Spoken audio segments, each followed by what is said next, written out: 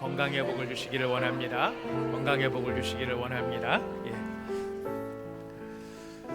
폐렴 바이러스가 무섭다고 해도 우리가 면역력만 있으면 이길 수 있는 거 아닐까요? 면역력이 있기를 바라겠습니다. 뭐 그것뿐이겠습니까? 우리 산지 사방에 주변이 다 그런 것들로 널려 있는데요. 우리가 건강한 몸을 가지고 있으면 되게 이기게 될 줄 믿습니다. 여러분 그런 마음으로 우리 하나님 앞에 하나님을 의지하는 마음으로 이 말씀을 듣도록 하겠습니다. 오늘 우리가 함께 은혜 받을 말씀은 시편 63편의 말씀입니다. 다 찾으셨으면 저와 여러분이 한 절씩 교독하도록 하겠습니다. 우리가 함께 교독하는 이 말씀은 지금도 살아계신 하나님의 말씀입니다. 아멘. 제가 1절을 먼저 읽겠습니다. 하나님이여 주는 나의 하나님이시라. 내가 간절히 주를 찾되 물이 없어 마르고 황폐한 땅에서 내 영혼이 주를 갈망하며 내 육체가 주를 앙모하나이다. 내가 주의 권능과 영광을 보기 위하여 이와 같이 성소에서 주를 바라보았나이다. 주의 인자하심이 생명보다 나음으로 내 입술이 주를 찬양할 것이라. 이러므로 나의 평생에 주를 송축하며 주의 이름으로 말미암아 내 손을 들리이다. 골수와 기름진 것을 먹음과 같이 나의 영혼이 만족할 것이라.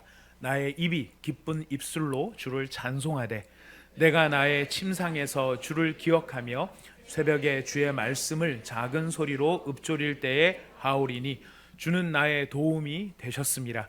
내가 주의 날개 그늘에서 즐겁게 부르리이다.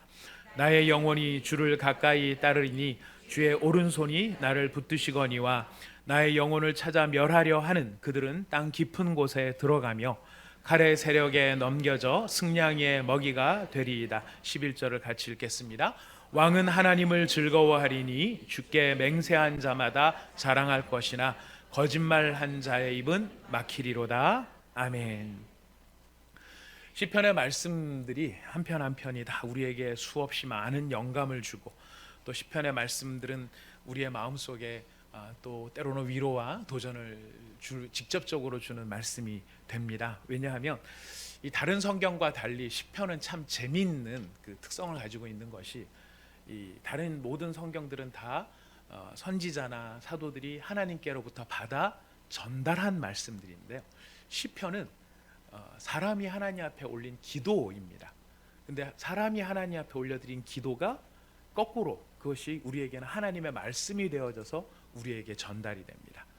그러니까 다른 성경들은 직접적인 하나님의 말씀이니라 해서 우리에게 다가오지만 시편 말씀은 우리의 처지로부터 올라간 기도가 하나님께서 우리에게 다시 말씀으로 되돌려 주신 것이기 때문에 이 우리의 정황, 사람들이 처해 있는 여러 상황, 뭐 이게 희로애락의 모든 상황들이 다 반영이 되어 있는 것이 이 시편의 말씀입니다.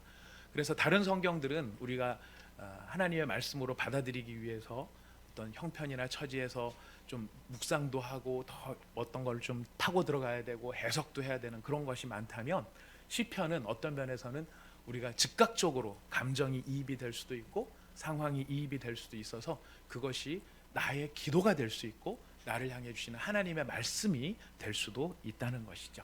그래서 우리가 시편을 읽다 보면은 다른 어떤 성경보다 많이 위로가 되고요. 아시는 분들은 잘 아시겠지만 기도가 잘 안 될 때는 이 시편 말씀으로 우리가 기도를 하면은 그냥 그 자체가 우리의 기도로 하나님 앞에 드려지는 경우도 참 많이 있다는 것을 보게 됩니다. 이런 시편이 아름다운 시편이 우리에게 150편이나 있기 때문에 각자가 좋아하는 말씀들이 다 있으시겠죠. 아시는 분은 아시겠습니다만 저 같은 경우에는 저의 페이보릿 성경이 바이블이 시편 23편으로 설교도 자주 하고 그 말씀 묵상하면서 위로도 많이 받고 합니다. 근데 바로 그 시편 23편과 비슷한 정황 속에서 쓰여진 것, 다윗이 유다 광야에 있을 때 광야 가운데 들어갔었을 때 썼던 시편, 오늘 우리가 읽은 이 63편의 시편입니다. 근데 재미있는 것은 우리 초대교회 당시에 그리스도인들 사이에서는 이 시편 63편을 공동체가 함께, 아니 가족들이 함께든 뭐 교회가 함께든 함께 이 노래를 부르지 않으면은 하루를 보낼 수 없다, 그런 규례가 있었다고 합니다. 그만큼 모든 성도들이 함께 이 시편 63편을 같이 노래하고 가족들이 함께 이 시편을 읽고 그렇게 매일매일 해야 할 만큼 중요한 말씀으로 여겨졌다는 것이죠. 왜 그런가? 여러분들이 말씀을 묵상을 해보면은 이 시편 63편에는 우리가 모든 상황 속에서 모든 형편에서 사실 다 부를 수 있는 노래가 여기에 담겨 있기 때문입니다. 우리가 기쁜 날을 보낼 때는 하나님의 인자하심을 노래할 수 있고요. 우리 인생에 먹구름이 가득 끼었을 때는 그의 오른손으로 우리를 붙들어 주시는 하나님을 찬송할 수 있기 때문입니다. 우리가 영혼의 여름날을 보낼 때, 풍성한 여름날을 보낼 때는 기쁨으로 주는 나의 하나님이시라 외칠 수 있는 반면에 아주 메마른 계절이나 아주 차가운 계절, 영혼의 겨울을 만났을 때에는 내가 마른 땅에서, 마르고 황폐한 땅에서 주를 바라보나이다 할 수 있는 기도가 여기 담겨 있기 때문이죠. 또 다시 우리의 영혼에 봄이 찾아오면 우리는 나의 골수와 우리의 기쁨의 소리로 골수와 기름진 것을 먹음과 같이 나의 영혼이 만족할 것이라 나의 입이 기쁜 입술로 주를 찬송할 것입니다. 이렇게 봄, 여름, 가을, 겨울, 영혼의 봄, 여름, 가을, 겨울, 아니면 영혼의 희로애락의 모든 상황 속에서 우리가 올려드릴 수 있는 찬송이 바로 이 시편 63편이 될 수 있는 것이죠. 근데 이 다윗이 아까 말씀드렸지만은 이 다윗이 이 시편을 쓴 것은 유다 광야에 있을 때, 좀 더 정확히 말해서는 그의 가장 사랑했던 아들 압살롬에게 쫓겨서 유다 광야로 들어가서 자기의 목숨을 부지하고 있을 그런 비참한 처지에 있을 때 이 다윗이 이 시편을 쓰고 있습니다.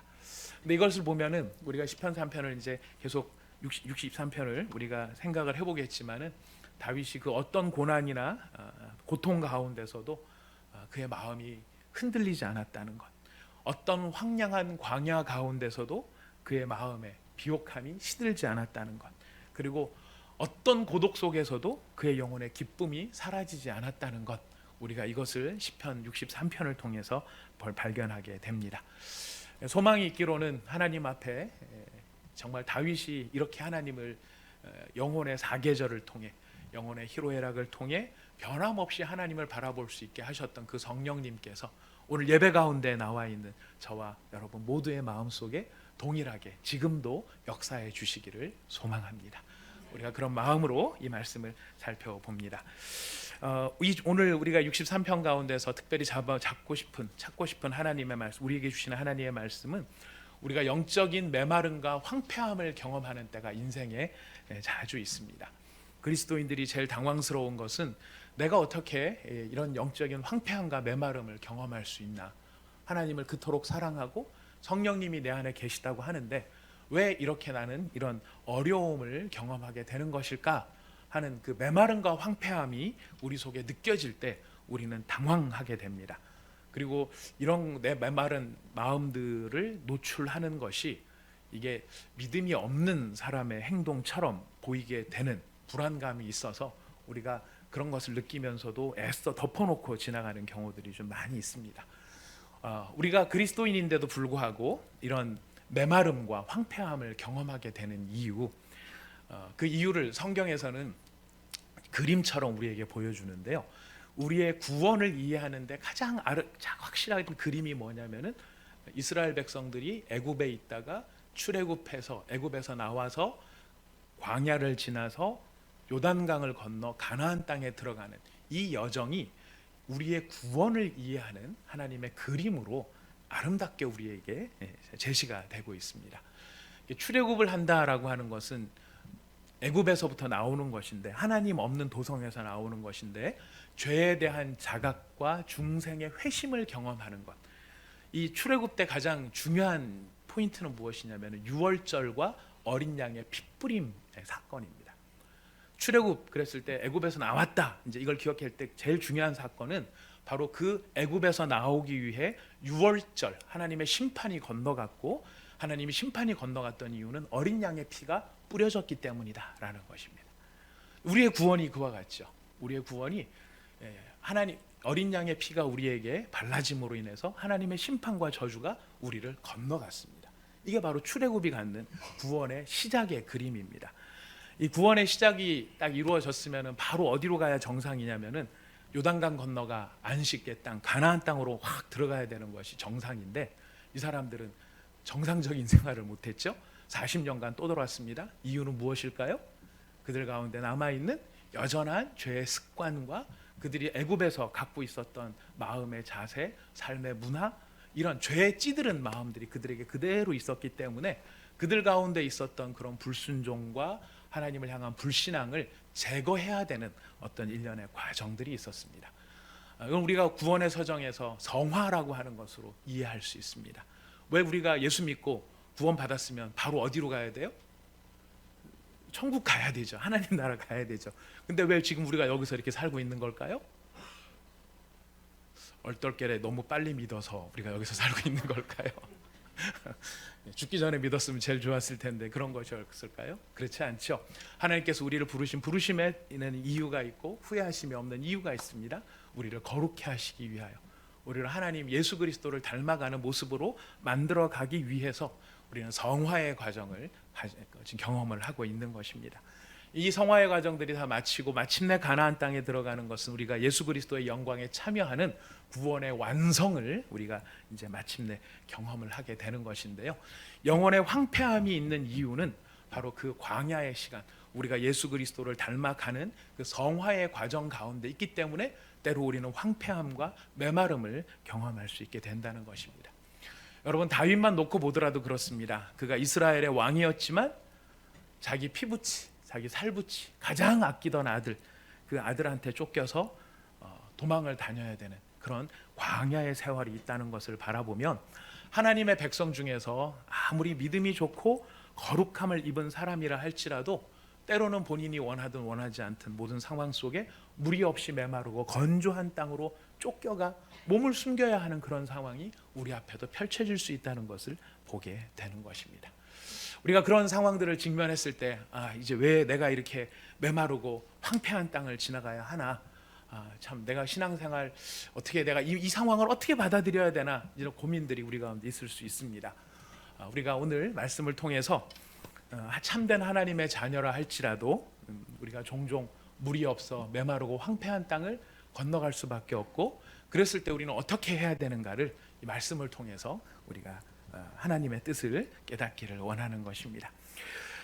물이 없어 메마르고 황폐한 땅을 경험하는 이유들 여러 가지가 있습니다. 스펄전 목사님, 제가 말씀 중에 간혹 인용을 하죠. 우리 찰스 스펄전 목사님께서는 이 이유를 8가지로 찾고 있습니다. 이유가 많죠. 우리가 메마르고 황폐한 땅을 경험하는 여러 가지 이유들이 있는데 8가지나 된다고 이야기를 하십니다. 첫 번째 이유가 뭐냐면 모든 게 변한다라는 거예요. 원래 자체가 모든 게 변한다라는 겁니다. 여러분, 온도계가 왜 있을까요? 온도가 자꾸 변하니까 어떻게 변하고 있는지를 알려고 온도계가 있어요. 우리 GPS 사용하시는 분들 보면 고도계가 있습니다. 우리가 비행기를 타면 더 많이 느끼겠지만 이렇게 등산하거나 그렇게만 해도 조그만한 산만 올라가도 고도가 달라져요. 시간의 흐름, 이 모든 것들은 다 뭘 나타내느냐면은 우리는 늘 변화하는 것들 사이에 놓여져 있기 때문에 변화하는 것이 너무나 자연스러운 환경 속에 살고 있다는 것입니다. 무생물보다 생물은 더 잘 변합니다. 아주 사실 또 예민하고 아름다운 것일수록 사실은 또 빨리 변하게 되는 것을 보게 됩니다. 지금 우리가 겪고 있는 지금 뭐 이런 폐렴의 상황들도 결국 놓고 보면 바이러스가 변이를 일으킨 거죠. 가만히 있지 않고 자꾸 변하는 것입니다. 사람의 마음과 심령 상태도 여러분, 아무리 우리가 은혜 받고 충만해서 기쁨이 가득하다 할지라도 그 상태로 하이퍼가 돼가지고 계속 가는 게 아니라 우리의 마음도 자연스럽게 오르락 내리락 할 수 있다라는 것이. 그래서 우리는 황폐함, 메마름, 이렇게 뭔가 좀 건조한 느낌이 든다 그랬을 때 우리가 첫 번째 기억해야 될 것은 이게 비정상적인 게 아니라 사람의 마음은 변화될 수 있는 것이다, 이렇게 변화할 수 있는 것이다 라고 하는 것을 큰 틀에서 우리가 먼저 이해해 볼 필요가 있습니다. 두 번째로, 이 세상은요, 크리스찬들에게 이 세상은 사실 본질적으로 황폐하고 메마른 곳이 될 수밖에 없습니다. 외적인 요인으로 놓고 보면 그래요. 왜 그럴까요? 하나님께서 우리 가운데 심어주신 하나님의 새 생명, 그 생명이 잘 자라나는 것은요, 세상에 있는 것을 양식으로 삼아 자라날 수 없는 것들이에요. 하나님께서 우리 안에 심어주신 영혼, 영적인 이 생명은 세상에 있는 것을 양식으로 삼아 자라나는 것이 아니라 하늘로부터 내려오는 하나님의 양식으로라만 자라날 수 있는 것들이에요. 어떤 분이 이렇게 이야기하시더라고요. 우리가 까마귀일까요, 비둘기일까요? 뜬금없이 물어봐서 제가 놀란 적이 있었어요. 까마귀일까, 비둘기일까? 까마귀일까요, 비둘기일까요? 비둘기 딱 생각하면 집 앞에서 뛰어놀고 있는, 나르는 비둘기 말고 뛰어댕기는 비둘기들 때문에 비둘기 별로 안 좋아하는데, 이 얘기가 무슨 얘기냐면, 노아 방주에서 노아가 이제 세상이 물이 말랐는지를 알기 위해서 까마귀를 내보냈을 때 까마귀는 돌아오지 않죠. 왜 돌아오지 않죠? 그가 먹을 게 많이 널려 있는 상황이었기 때문에. 하지만 비둘기는 돌아와요. 비둘기가 돌아올 수밖에 없었던 이유, 거기서는 쉼을 누릴 수 없었기 때문입니다. 이걸 가지고 까마귀냐 비둘기냐를 가지고 우리의 소속이 하늘에 속한 사람이냐 땅에 속한 사람이냐를 비유적으로 그림으로 이야기를 들었는데 참 은혜가 됐던 적이 있습니다. 우리가 하나님께 속한 비둘기와 같은 사람들이라고 한다면 이 세상 어디에서도, 왜냐하면 하나님을 떠나 죄와 욕심 가운데 살아가는 그 어떤 곳에서도 우리가 사실 안식을 누릴 수 있는 곳을 찾을 수가 없기 때문이라는 것입니다. 그건 세상이 최악이라서 그런 게 아니라요, 세상이 최선의 모습을 갖고 있다 할지라도 하나님 없는 그 세상은 본질적으로 하나님을 믿는 크리스찬들에게 쉼과 안식을 줄 수 없는 바로 그런 메마르고 건조한 땅일 수밖에 없다는 것입니다. 또한 우리가 메마름을 경험하는 이유는 우리 자체의 원인이기 때문이기도 해요. 우리 안에는 하나님의 백성이라는, 하나님의 자녀라고 하는 신분을 얻었지만 여전히 우리 안에 남아있는 죄된 본성의 영향력이 남아있어요. 그래서 우리가 선을 행하려고 하지만은 선과 함께 무엇도 같이 행하는 사람들이죠. 악을 같이 행하는 사람들이. 우리 속에 있는 동기는 선이지만 우리가 하는 과정들에는 악이 묻어날 수 있는 그런 본성적인 내면이 우리 가운데 있는 거죠. 그런데 우리가 우리 스스로가 하나님의 은혜를 더 깊이 깨달으면 깨달을수록 이런 내면에 있는 악을 행할 수밖에 없는 나의 본성이 너무나 당황스럽고 이걸 어떻게 처리를 했으면 좋겠는데 처리가 안 되는 이런 상황들 앞에 우리가 곤고함을 느끼기도 한다는 것입니다. 이건 바울도 마찬가지였어요. 바울도 로마서에 보면은 오호라 나는 어떤 사람이로다? 곤고한 사람이로다. 바울도 이야기. 바울이 죄를 많이 지어서 그럴까요? 바울이 우리가 모르는 이 서신서에 쓰지 않은 뒤로 까놓은 호박씨가 15마리 넘기 때문에 그럴까요? 아니죠. 바울이 더 거룩해졌기 때문에 그런 것입니다. 더 거룩해지니까 더 작은 것들도 더 예민하게 보이는 거예요. 그러다 보니 나는 공고한 사람이로다 라고 말하며 자신의 메마름을, 자신의 내면에 있는 메마름, 본성을 이야기를 하게 됩니다. 근데 그런 본성이 본성으로만 그치지 않고 실제적인 잘못으로도 이어질 수 있어요. 우리가 자기 점검을 해볼 필요가 있는데요, 여러분의 기도의 시간이 점점점 줄어들 때 여러분 심령이 더 촉촉해집니까? 심령이 자꾸 드라이해집니까? 우리가 경험적으로 알고 있어요. 기도의 시간이 줄어들면, 하나님을 만나는 시간이 줄어들면 줄어들수록 우리의 심령은 메말라가요.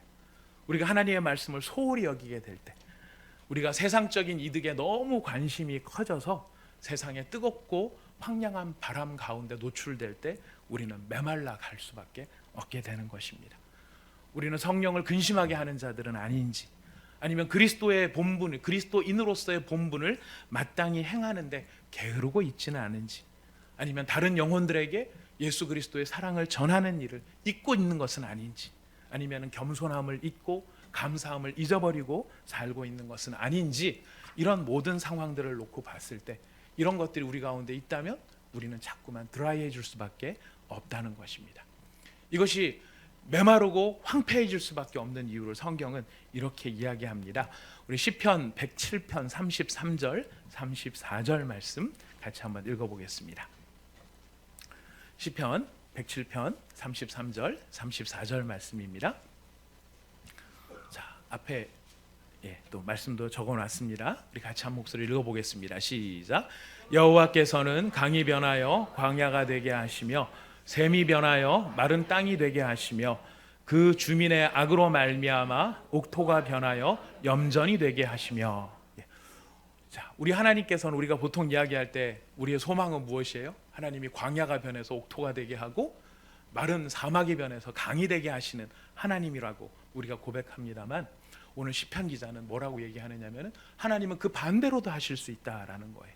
강이 변해서 광야가 되게 하고 샘이 변해서 마른 땅이 되게 하기도 하고 주민의 무엇으로 말미암아 악으로 말미암아 옥토가 변해서 염전이 되게도 하시는 바로 그 하나님이실 수 있다는 것입니다. 우리가 행한 구체적인 죄악들은 우리의 영혼을 메마르게 만들 수 있는 것이죠. 이럴 때 어떻게 해야 될까요? 어떻게 하기는 멀어서 하겠습니까? 즉시 회개하고 깨달았다면 하나님께로 돌아와야 됩니다. 문제는 뭐냐면 우리가 고집이 있어서 메마르고 건조해도 여기서 그냥 나 말라 죽을래 이러면서 회개하지 않는 심령이 우리 가운데 있는 것이 우리의 어리석음이죠. 여러분 즉시 회개하고 돌아와 하나님의 생명수로 우리의 영혼이 다시 회복될 수 있기를 바라겠습니다. 또 하나 우리가 영혼이 우리의 마음이 황폐해지고 우리가 영혼이 이렇게 건조해지는 경험을 하게 되는 것은 은혜의 방편들로부터 멀어질 때라고 합니다. 은혜의 방편들이 뭐냐면 딴 게 아닙니다. 여러분 주일 예배를 자꾸 건너뛰잖아요. 어떻게 될까요? 메말라져요. 왜 메말라지느냐면 그리스도인들은 영적인 양식을 먹어야 돼요. 영적인 양식을 먹어야 되는데 우리가 어떤 순간에는 맨날 예배 맨날 어떻게 맨날 예배만 드려. 사람이 살다 보면 좀 여행도 갔다 오고 놀기도 하고 기분 전환도 좀 되잖아. 공기도 좀 신선한 데서. 그러면 기분 전환이 될까요? 안 될까요? 됩니다. 된다는데 함정이 있어요. 기분 전환이 되는 것 같아요. 근데 기분 전환은 되는데 뭐는 안 채워집니까? 영적인 양식은 안 채워지는 거예요. 그래서 기분 전환은 되는 것 같아서 매번 더 바깥으로 돌고 도는데 마음은 더 사실 나중에 보면 어느 순간인가 당장은 못 느껴도요. 어느 순간인가 우리의 심령이 비참한 심령이 돼서 탄식하는 메마른 우리 자신을 발견하게 된다는 것이 바로 그런 은혜의 방편들을 우리가 놓쳐서는 안 됩니다. 두 번째로는 믿음의 공동체로부터 떨어지는 사람이 있어요. 이 성도들과의 교제. 제가 왜 주일 예배 때 자꾸만 옆에 있는 분들하고 인사 나누고 광고 시간에 또 인사하라고 하는지 아십니까? 좋으니까. 왜냐하면 그렇게 인사를 나누는 걸 통해서 옆에 있는 공동체들이 익숙하고 우리 함께하는 일원이라는 사실들을 발견하고 이것이 또 확장이 되면 다락방 가운데 참여해서 우리의 삶을 나누는 일들이 중요한 이유는 무엇이냐면 여러분 세상 사람들 보면은 우리 주변인들이죠. 우리 일상 삶의 주변인들의 예수 안 믿는 사람들을 보면은 이 사람들은 무엇이 자기를 지켜준다고 생각하느냐면은 세상의 물신이 자신의 소유가 자신의 경험과 자신의 명예가 나를 지켜준다고 생각해서 그것을 얻기 위해서 밝은 얼굴로 가나요? 굳은 얼굴로 가나요? 자기 이익 앞에서는 어때요? 양보가 없어요. 일체 양보가 없는 살벌한 얼굴이 될 수 있어요. 그런 사람들, 악착같이 그 일을 위해서 달려가는 사람들은 그 일에 대해서는 악착같지만 살아계신 전능하신 하나님에 대해서는 조금도 관심이 없는 사람들이에요. 여러분의 주변 사람들 가운데서 예수 믿지 않는 사람들이 하나님에 대해서, 신에 대해서, 거룩에 대해서 관심 있는 사람들을 보셨습니까? 없어요. 그러다 보니 그런 사람들 주변에 있다 보면 우리가 자꾸 어떻게 될까요? 메마르고 건조해질 수밖에 없다라는 것입니다. 그래서 하나님을 경외하는 사람들과 가까이 하고 그 사람들의 공동체 안에 들어와 있는 것이 얼마나 중요한가 우리가 기억해야 할 것입니다. 또 어떤 때 우리가 드라이해지느냐?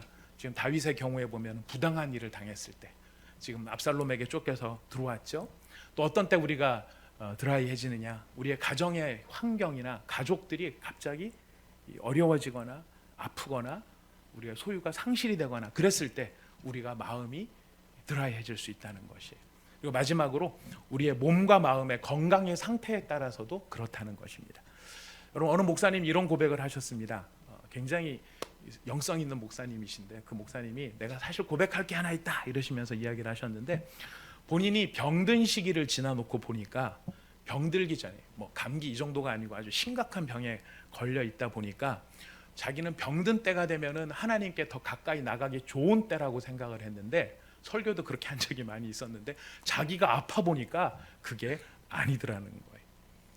병이 들고 아프면은 여러분 우리가 흔히 병은 하나님께서 우리를 거룩하게 하시는 은혜의 방편이라고 생각합니다. 그래서 병에 걸리면 더 하나님을 가까이 하고 하나님 앞에 나갈 수 있다고 생각하지만은 결과적으로는 그렇대요. 결과적으로 나중에 보면 그 열매가 나중에는 나타나는데 그 순간에는 기도도 안 되고 말씀도 안 읽히더라고요. 그냥 끙끙 앓는 소리만 나오지, 끙끙 앓는 이런 상황 속에서 내 몸의 상태가 안 좋으면 우리가 뭐라고 느낀다고요? 물이 없고 메마른 황폐한 그런 광야처럼 우리 자신을 느낄 수 있다라는 것입니다. 여러분은 이 가운데 어디에 속해 있으십니까? 우리 가운데 뭐 한두 가지, 뭐 세네 가지, 설마 8가지 다 이렇게 속해 있을 수 있어요. 자, 다윗도 그런 경험을 하고 있습니다. 그래서 메마른 땅을 누리고 있다고 얘기하죠. 근데 바로 그런 메마른 땅을 지나가고 있을 때 어떻게 할 것인가? 과연 그 상황에서 우리가 어떻게 할 것인가? 63장 1절 말씀을 같이 읽어보겠습니다. 63장 1절 말씀 읽어봅시다. 시작.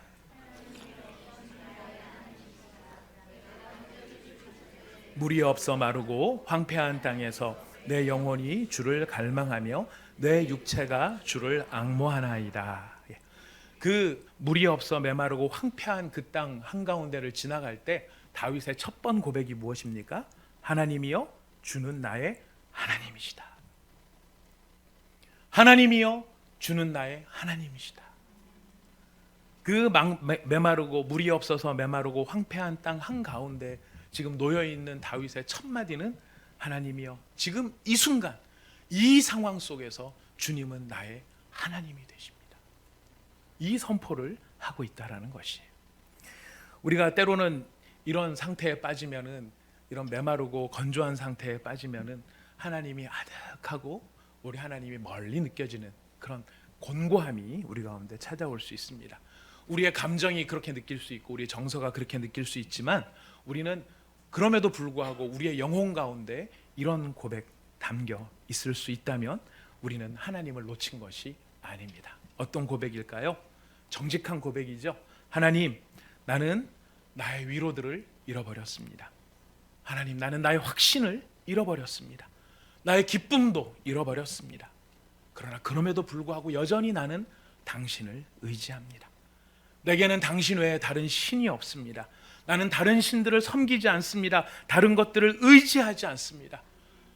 심지어 당신이 나를 죽이신다 할지라도 나는 당신만을 의지합니다. 내 죄를 위한 예수님의 상처는 여전히 내 영혼의 유일한 소망이 되고, 당신의 사랑하는 아들의 보배로운 피는 내가 유일하게 의지하는 것입니다. 이 고백이 우리 가운데 있다면, 이 고백으로 우리가 하나님 앞에 나간다면 우리의 메마른 그곳을 하나님께서는 은혜의 땅으로 바꾸어 주시는 것입니다.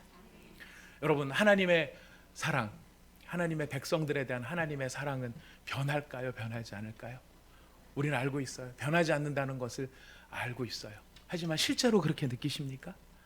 때로는 우리 정서는, 감정은 그렇게 느끼지 못할 때도 참 많이 있어요.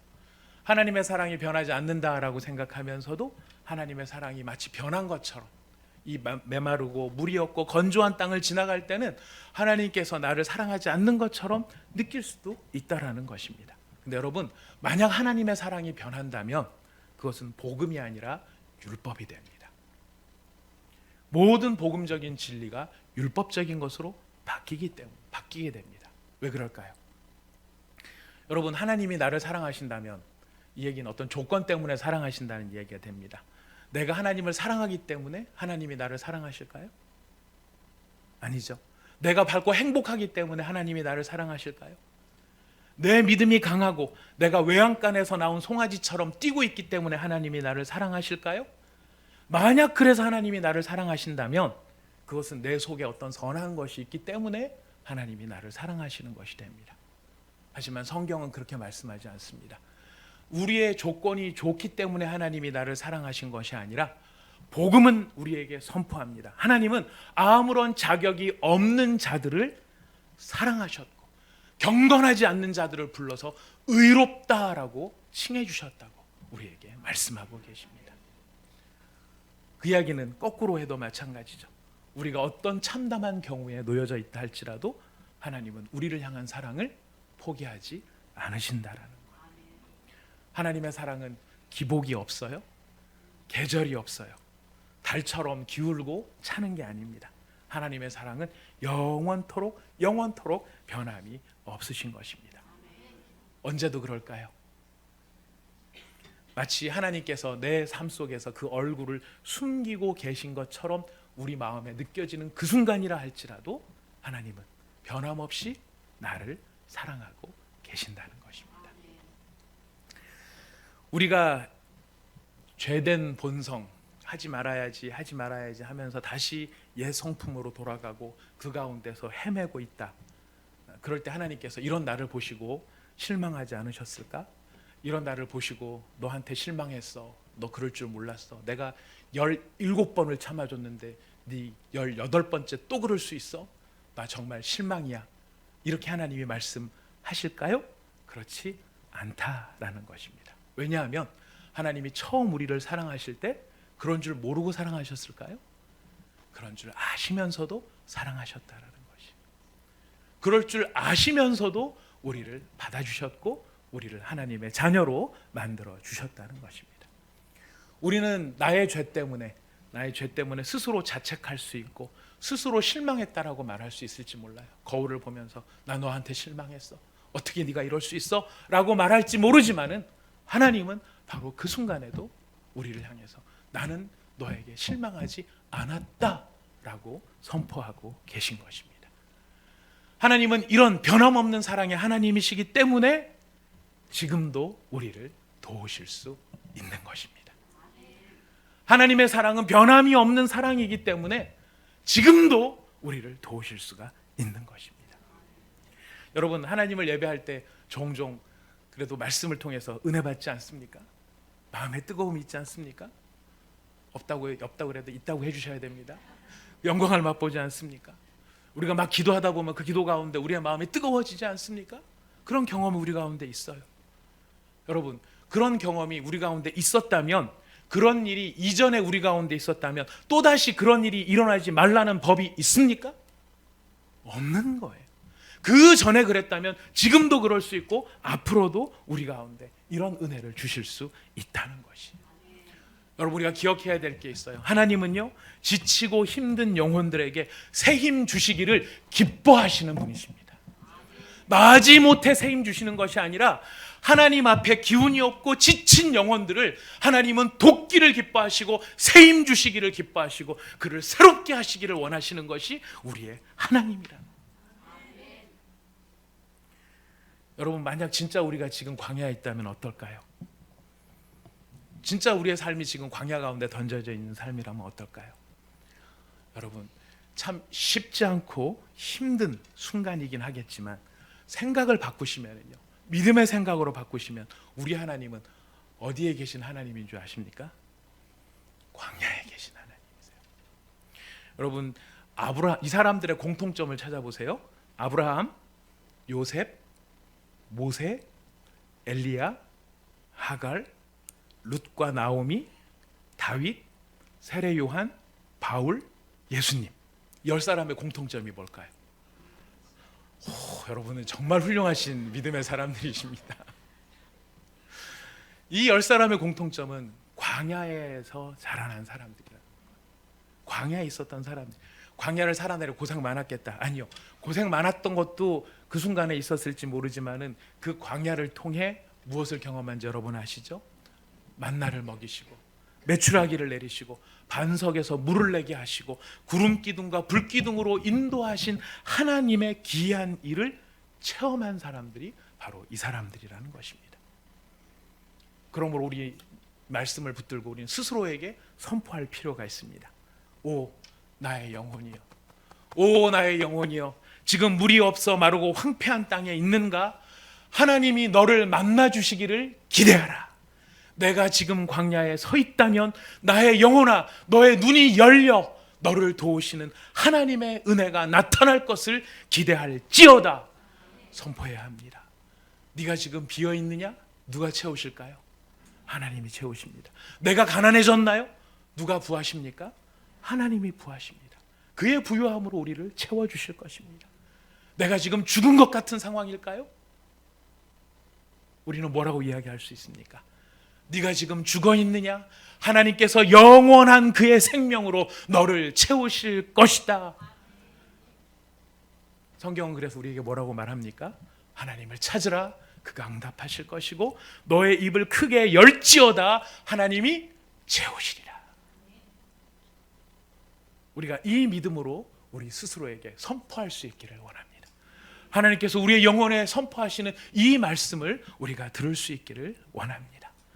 우리 하나님이 이런 하나님이라 우리는 어떤 결단을 해야 될까요? 딴 거 없습니다. 영혼의 잠으로부터 깨어 일어나야 합니다. 무슨 영혼의 잠입니까? 여러분 우리 63장 1절 2절 같이 읽어볼까요? 63장 1절 2절 같이 읽어보겠습니다. 시작. 하나님이여 주는 나의 하나님이시라. 내가 간절히 주를 찾되 물이 없어 마르고 황폐한 땅에서 내 영혼이 주를 갈망하며 내 육체가 주를 앙모하나이다. 내가 주의 권능과 영광을 보기 위하여 이와 같이 성소에서 주를 바라보았나이다. 아멘. 여러분 주목해서 보셔야 됩니다. 다윗은 이렇게 말하지 않았습니다. 하나님 먼저 이 마르고 황폐한 땅에서 나를 건져내 주십시오. 그러면 내가 하나님을 찾겠습니다. 이렇게 말했나요? 아니에요. 아니에요. 먼저 이 마르고 황폐한 땅에서 나를 건져내 주시면 그 다음부터 내가 하나님을 찾겠습니다. 이렇게 말하지 않았어요. 이게 왜 우리에게 도전이 됩니까? 많은 경우 우리들은 이렇게 거꾸로 말합니다. 하나님, 내 형편이 나아지면 하나님을 찾겠습니다. 내 형편이 좀 괜찮아지면 그때 하나님 앞에 나오겠습니다라고 우리는 말할 때가 많다라는 것이. 우리는 다시 이 다윗의 고백으로 돌아가야 됩니다. 나의 형편이 지금 어떠하든지 지금 나는 하나님을 원합니다. 나는 지금 하나님을 찾고 싶습니다. 지금 하나님을 만나기를 원합니다. 마귀는 우리를 교묘하게 속여요. 뭐라고 속이는지 아십니까? 여러분 기도하고 싶지 않을 때 있죠. 그럴 때 있어요. 우리 그럴 때 있어요. 여러분 그럴 때 마귀는 우리를 어떻게 속이는 줄 아십니까? 기도하고 싶지 않을 때 뭐라고 속일까요? 기도하지 마라고 얘기합니다. 기도하고 너 위선이야. 그거 기도하고 싶지 않은데 기도 억지로 하려고 하는 거 그거 위선이야. 그래서 어떻게 하죠? 결국 속여요. 기도를 못하게 해요. 기도하고 싶지 않은 마음이 들 때 사실 어떠할 때입니까? 더욱 분발해서 2배, 3배 더 기도에 매달려야 될 때가 바로 그때인 거예요. 기도하고 싶은 마음이 들지 않는 바로 그때가 우리를 위해서 기도해야 될 가장 중요한 때라고 하는 것입니다. 어리석은 사람들, 죄인들은 번번이 사실 이러한 상황에 속아요. 내 기분이 나아질 때까지, 내 형편이 좀 좋아질 때까지 기다리겠습니다. 좀 좋아지면. 그래서 전도하다 보면 제일 답답한 게 그거예요. 형편이 좀 나아지거든 교회 갈게요. 이런 분들이 계세요. 어느 세월에 무엇입니까? 속이는 것이라는 거예요. 속이는 것. 기도하고 싶지 않은 마음이 드는 것을 통해서 기도하지 마라고 하는데 그렇게 하면 하나님께 나아갈 수 있을까요? 절대 나아갈 수 없습니다. 하나님의 자녀들은요, 나의 형편이 어떻든 기분이 어떻든 그런 상황이 아니라 지금 당장 하나님을 찾아야 하는 사람들이 하나님의 자녀들이에요. 어떤 모습 그대로, 있는 모습 그대로. 오늘 찬양도 했죠? 있는 모습 그대로. Just as I am이에요. Just as I am. 내 있는 모습 그대로. 이게 복음의 가르침이에요. 복음은요, 있는 모습 그대로라고 이야기하세요. 그 모습 그대로 하나님이 받으셨다라고 말을 해요. 근데 우리는 좀 나아지면, 좀 괜찮아지면 이러면서 자꾸 우리 스스로를 미루게 되면서 어디로 가게 될까요? 하나님을 떠나고 내 안으로 파고들게 만든다는 것입니다. 여러분 오늘 이 아침 우리가 이런 간절한 마음을 가져보았으면 좋겠습니다. 하나님, 지금 하나님의 사랑을 느끼고 싶습니다. 지금 하나님의 사랑을 확인하고 싶습니다. 이 복된 주일 아침을 그냥 왔다가 헛되게 보낼 수 없습니다. 하나님을 만나 교제하고 싶습니다. 지금 저를 만나 주십시오. 여러분 그 기도 언제 하시겠습니까? 지금 해야죠. 지금 해야죠. 집에 가서 남편이랑 손 붙잡고 무릎 꿇고, 집에 가서 남편이 손 붙잡아 줍니까? 집에 가는 동안에 다 잊어버리죠. 집에 가서 우리 애를 붙들고 그 애가 저한테 붙잡힙니까? 기도하려고 그러면 더 도망가죠. 언제 기도해야 됩니까? 지금. 언제 하나님을 찾아야 될까요? 지금. 마르고 건조한 땅에서 건짐받을 때까지 기다리는 것이 아니라 그 마르고 건조한 땅에서 지금 하나님을 갈망하면서 찾을 때 그곳이 뭐가 되는지 아십니까? 성소가 된다라고 이야기해요. 그곳이 성소, 하나님의 임재를 체험하고 하나님을 만나는 장소가 될 수 있다는 것입니다. 이것이 우리가 가진 소망이요, 우리가 가진 힘이요, 우리가 가진 능력입니다.